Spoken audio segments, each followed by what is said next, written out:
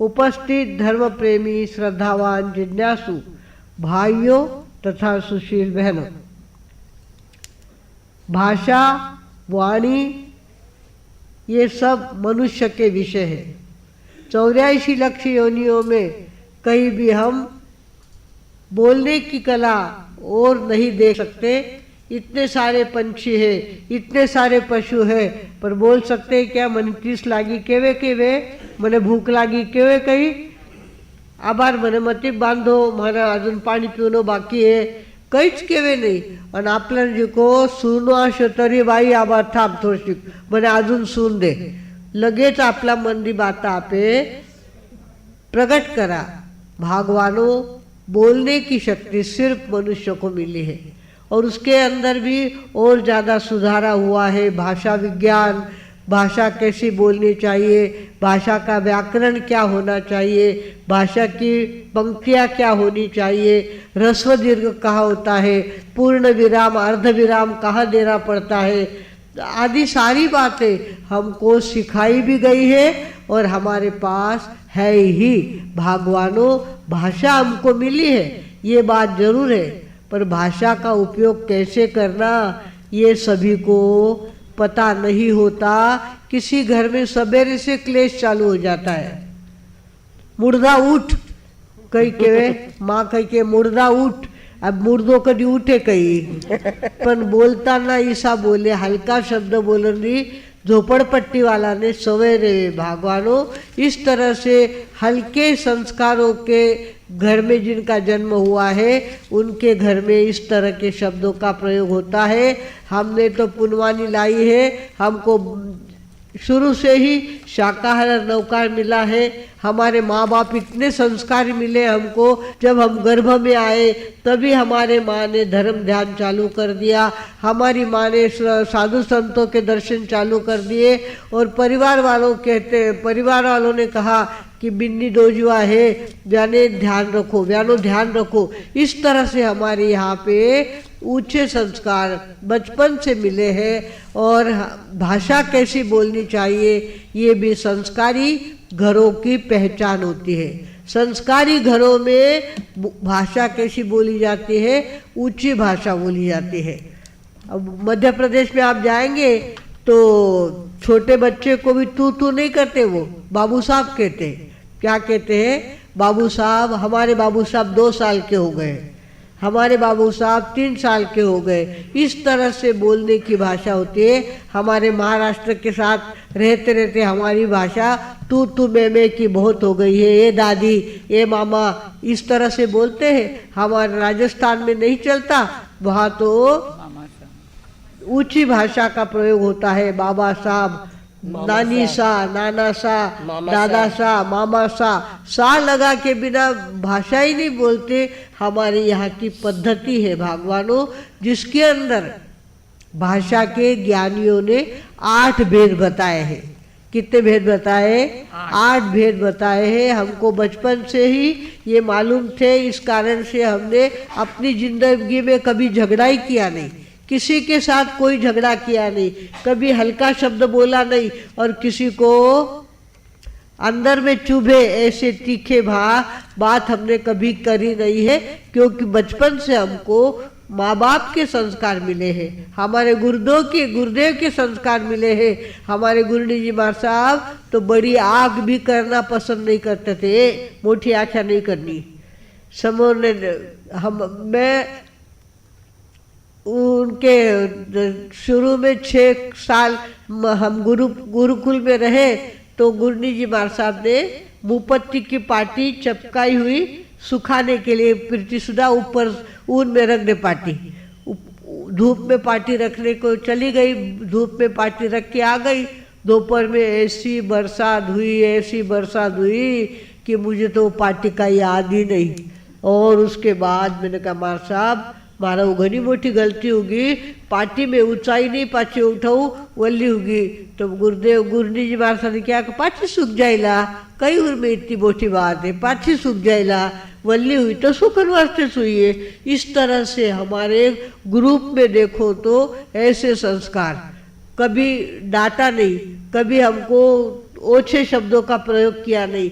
और हमारे माताजी मार साहब तो संस्कारों के पिंड ही थे, कभी उन्होंने अपनी जिंदगी में कभी ऊंची बात करी नहीं, ऊंचे शब्द बोले नहीं, और हमेशा अच्छी बातें बोलना अच्छा संस्कार कैसे पड़ेगा इसका ध्यान रखना। भगवानों वाणी के ज्ञानियों ने 8 गुण बताए हैं। कितने गुण बताए हैं?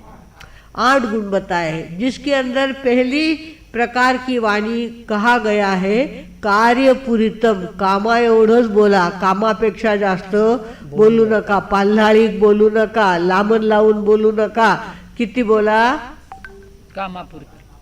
कामापुरतं जितना जरूरी है उतनी बात बोलो, पर उसका मतलब ये नहीं कि दूसरे जैसा करे आयो रे काले आयो, इस तरह से नहीं, उसको ढंग से बोलो, जैसा योग्य दिखे ऐसा बोलो। पर फिर भी बोलने समय काम जितना ही बोलो। हमको व्याख्यान देने का आप लोगों ने नियुक्त किया है, इसका मतलब हम बोलते रहे क्या? नहीं, अपना समय देख करके हमको भी चुप होना पड़ता है। भगवानों कहा गया है वाणी सृष्टि का सबसे बड़ा चमत्कार है। वाणी सृष्टि का सबसे बड़ा चमत्कार है। और जहाँ तक बने वाणी कैसी बोलनी चाहिए? हल्की भाषा नहीं बोलनी चाहिए। जिह्वायाम खंडनम नास्ति तालुकम नैव भिद्यते, वाणी अक्षरस्य क्षयम नास्ति वचने का दरिद्रता। हल्के शब्द बोले तो उसमें कोई जीव के टुकड़े नहीं पड़ेंगे। जिह्वायाम खंडनम नास्ति, और तालुकम नहीं, तालु के अंदर उसके अंदर चिरे नहीं पड़ती। तो कैसा बोलना चाहिए? वचने का दरिद्रता, उच्च ओसा पधारोसा, इस तरह से बोलने क्या फर्क पड़ता है? पर बोलने की पद्धति चाहिए, बोलने की अटकल चाहिए, बोलने की कला चाहिए। भगवानों ज्ञानियों ने कहा है वाणी बोलो, पर कैसी बोलो? वचन वचने का दरिद्र नहीं, कार्यपुरितम, ऊंची भाषा बोले, ऊंची भाषा बोलो जिसके अंदर कार्यपुरितम है ना, क्यों ना कार्य। शब्द सम्हारे बोलिए, शब्द के हाथ न पाओ। शब्द सम्हारे बोलिए, शब्द के हाथ न पाओ। एक शब्द करे औषधि, एक शब्द करे घाव। एक शब्द करे औषधि, एक शब्द करे घाव। बात बुद्धि होती है, बेटा कर आयो तू, इतो क्यों में कितो फरक पड़ गो। और वो जर हल्का शब्द में बोले तो बेटा ने उत्तर पण चोख देवशी वाटे नहीं। भगवानों ऊंची भाषा बोलना चाहिए, शब्दों को संभाल करके बोलना चाहिए। और जहाँ तक बने वाणी कहते हैं हम अपना रूप बदल नहीं सकते। मैं चाहूँ कि मेरा कलर और ज़्यादा फेयर हो जाए तो होने वाला जाया धोया नहीं, गोरा नहीं हुआ तो नहाया कहीं गोरा होना रहे।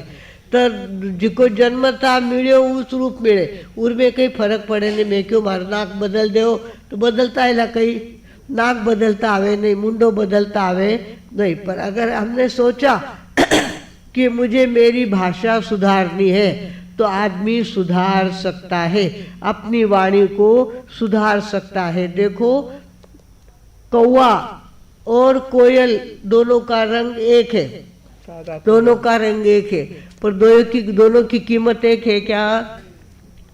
कागा कोयल एक रंगरा एक ही डाल बिठाए। कागा कोयल एक रंगरा एक ही डाल बिठाए। कागो तो कड़वो बोले हैं, कोयल रस बरसाय। गुणारी जोड़ी नाही मिले हो भाई मारा, रंग सूतो रंग मिल जाय। गुणारी जोड़ी नाही मिले। मयूर दिखने में इतना सुंदर है, उसके पंखा का पिसारा देखो तो देखते रह जाओ। और उसको मीठा बोलना आता है क्या? नहीं आता। वो जो कोयल की 5वें स्वर में आवाज निकलती है और पंचम स्वर में जो कोयल की आवाज निकलती है और किसी भी जानवर की निकलती नहीं है। भगवानों, हमारा रूप हमारे हाथ में नहीं है, पर हमारी भाषा हमारे हाथ में है। हम चाहे तो और लोग परीक्षा करते हैं, बोलने से आपकी परीक्षा होती है। लड़की को देखने आते हैं, लड़के को देखने का आते हैं, उस समय वो कैसा बोलता है ये पहला देखा जाता है। किसो बोले छोरो, किसो बोलियो छोलो तुसड़ा नहीं बोलियो, उसा घर में छोरी देवनी नहीं। और जहाँ आओ सा पधारो सा ऐसी बात होती है, वहाँ अपने आप हृदय को ठंडक मिलती है और ऐसा लगता है इन घर में तो आपलाने आपली छोरी देवनी चाहिए। इस तरह से भगवानों वाणी की अपनी एक संस्कृति होती है। अरे सामान्य घड़ा होता है, घड़ा गर्मी के दिन आते हैं और आप लोग कहाँ जाते हैं, घड़ा खरीदने जाते हैं। घड़े को कैसे देखती है हमारी बहनें, उसमें से दब दब आवाज आई तो मुफ्त में भी घर का पसारा नहीं बढ़ाते, और उसमें खन खन आवाज आई तो 2 पैसे ज्यादा देने पड़े तो भी चलेगा, पर मटका अपने को खरीदना है। मटके की परीक्षा भी आवाज से होती है। भगवानों, हमें ध्यान रखना है, हमारे हाथ लंबे हैं, हमारे पैर लंबे हैं, पर हमारी जीभ इतनी सी है और वो भी 32 के पैरों में रखी हुई है। 32 दात्रा पैरा में रखेड़ी जीभ है। उसको ढंग से बोलने से कीमत तुम्हारी बढ़ सकती है और बेढंगा बोलने से कीमत घट सकती है। भगवानों, हमें चाहिए बोलना अगर चांदी है तो मौन हीरा सोना है। बोलना अगर चांदी है तो मौन क्या है, सोना है। कम बोलने में जो जितने गुण है उतने ज्यादा बोलने में गुण नहीं होते। भगवानों, बोलो पर कैसा बोलो, तोल तोल के बोलो। और जहाँ तक बने, जैसे टेलीग्राम में जाते आप लोग, टेलीग्राम अब तो जमाना गया, वो टेलीग्राम का जमाना गया। पहले एक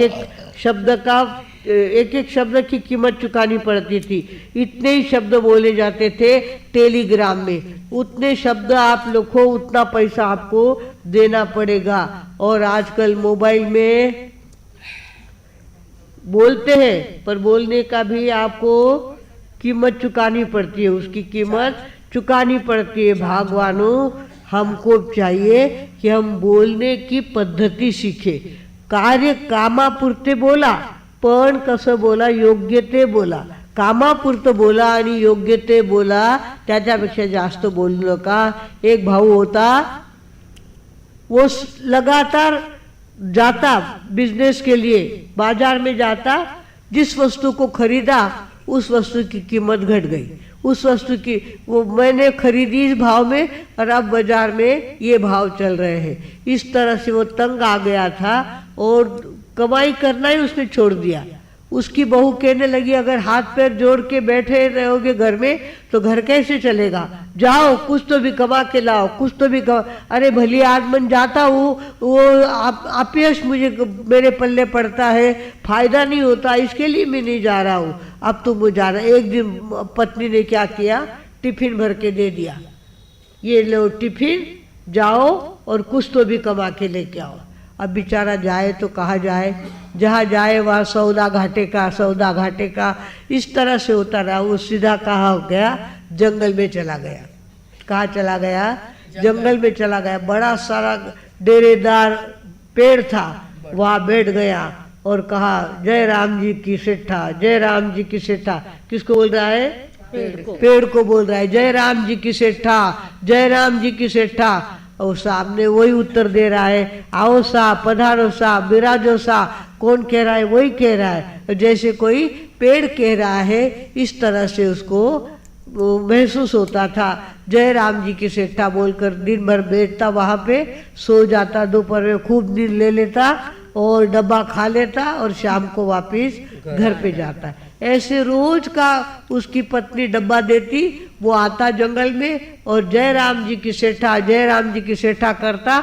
वहाँ पेड़ के नीचे बैठ जाता, आराम से पेड़ के नीचे नींद ले लेता और डब्बा खा के वापिस चला जाता। ऐसा महीना पूरा हो गया और सेठानी ने कहा महीनो उगो कितो पगार लाया बताओ। लावे तो केवे तो बतावे ना, कटे बता आज नहीं हुए के पगार मारो, आज ये पगार हुए नहीं है। इस तरह से उसने क्या किया, बात को टाल दी और ये वापिस पेड़ के नीचे आया। उस दिन क्या हो गया, पहली रात को चोर चोरी करके आए थे और उसी पेड़ के नीचे वो एक दिन में बैठता, रात को बैठता ही नहीं था। तो रात को चोर आए और चोर ने अपना चुराया हुआ सामान वहाँ रख दिया और सो गए। सोने के बाद सवेरे उठे तो सोचा कि अपना हिस्सा बांटा बराबर कर लेते, क्या क्या चोरी में आया वो देख लेते हैं, बराबर हिस्सा बांटा कर लेते हैं। चारों बैठ गए अपना हिस्सा बांटा लेने के लिए और तब तक तो इसका समय हो गया। टिफिन लेकर के आया, जयराम जी सेठा, जयराम जी की सेठा जोर से बोलता हुआ आया। इसे देखा आ गया कोई, तो बेचारे चोर तो ऐसी दुम दबा के भागे कि पीछे मुड़ के देखा ही नहीं उन्होंने। पीछे मुड़ के देखा नहीं, अगर पकड़े गए तो हाथ में बेड़ियाँ पड़ेगी, पुलिस आ जाएंगे, उसकी अपेक्षा वो तो भाग गए। और ये वहाँ गया तो देखा इतना सारा धन यहाँ पे पड़ा है। तो उन्होंने कहा सेठ साहब कहीं वो धन मारो है कहीं, तो खुद ही बोलता हाँ साहब आप रो जे, आप रो जे, वही खुद ही बोलता आप रो जे साहब, आप रो ये, आप ले लो। तो मैं ले लूँ कहीं, हाँ ले लो सा, ले लो घनी जा, खुशी से ले लो। इस तरह से कहा और इसने क्या कर लिया, सारा धन इकट्ठा किया। अपनी पोटली गमछा, पहले हमारे यहाँ रिवाज था कि बाहर जाते कंधे पे गमछा रखते थे, जेब नहीं थी, कब गमछा रखते थे। गमछे में क्या कर लिया, ऊपरने में सारा सामान बांट लिया। और सौभाग्यवती बोली कई लाया, आज तो घणो लायो, देखो थाने कई दिखे वो इतो दियो, मारा मालक कितो मैंने दियो है, देख ले होते हैं। देख अरे बाप रे इतो सारो धन लेने आया थे, वो वाह घना चोखा थे, घना चोखा थाने माँ नी घना संस्कार थाने चोखा दिया, घना चोखा सीख्या थे, कितो धन लेने आएगा घर में। इस तरह से भगवानो उसने उस दिन की बात तो टाल दी और अपना यश मिला लिया, अपनी पत्नी के साथ यश मिला लिया। तो क्या काम आया उसको, जयराम जी की सेठा। क्या काम आया, जयराम जी की सेठा बोलता था, वो शब्द उसको काम आया। वो नहीं बोलता तो चोर वही रह जाते और इसको पकड़ लेते, इसको ऐसे कूटते कि बेचारे की फजीती हो जाती। पर जयराम जी की सेठा बोला और सारे दुम दबा के भाग गए भगवानों। इस तरह से हमें भी हमारे शब्दों का उपयोग करना चाहिए, अच्छे शब्दों का प्रयोग करना चाहिए। जहाँ तक बने हम कैसे बोले, काम जितना काम हो उतना बात करें और वो भी कैसी करें, मीठी बात करें। पुनवानी लाया तू कितनी सीधी मिल गई काया, टेढ़ी काया देख प्रभु की कुछ भी ना कर पाया।